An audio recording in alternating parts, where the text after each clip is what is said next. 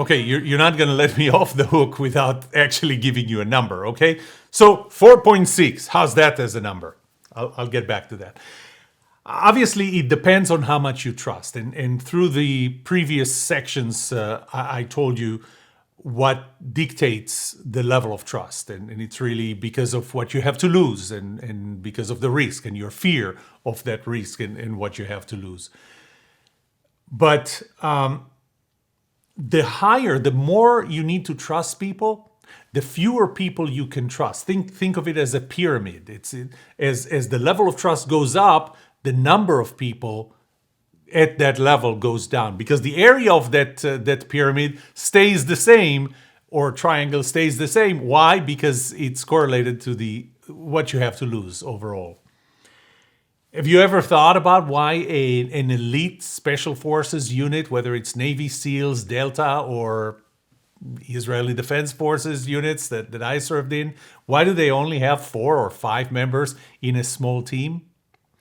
One, because this is the smallest cohesive unit that they spend a lot of time together. When I interviewed a Navy SEAL for the Book of Trust and he was telling me about 4 people, he also told me that they spend 7 years together at a very high amount of time, a very large amount of time, but also at very high intimacy. I mean, they're downrange in Afghanistan. It doesn't get more intimate than that. You don't get to know people and how they behave in situations worse than these. If you think about the military unit, so if you take an army division has about 1,500 soldiers, a battalion has 500, a company has 150, a platoon has 50, a squad has 15.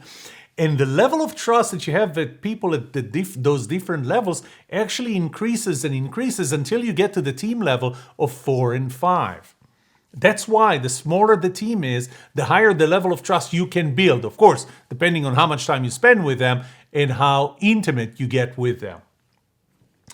I read articles. I reviewed a lot of articles about the ideal size of a team. Oddly enough, they never talked about trust, but they talked about the productivity and the creativity of a team, probably not realizing that trust is the foundation for those. And it's really that the level of trust is higher at the smaller team.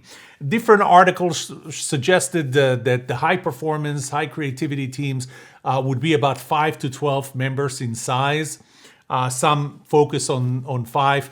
One article actually said that the number is 4.6. That's the 4.6 I told you. So from my personal experience, if you want a high productivity, high creativity team, the right number is just about 5.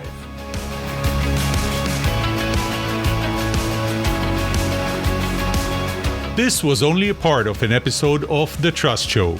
You can watch the full episode on my YouTube channel, The Trust Show, or listen to it on The Trust Show podcast on Apple or anywhere else you listen to your favorite podcasts.